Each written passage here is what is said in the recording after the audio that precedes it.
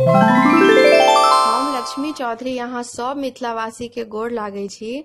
आई हम एकटा सोहर गाबऽ जा रहल छी। एहि गीत में संग दऽ रहल छथि हमर माताजी।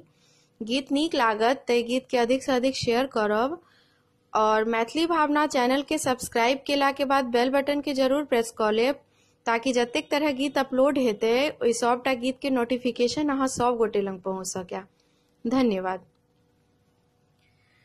पाना का पाता साना पातर कुसुमा फूल सन सुंदर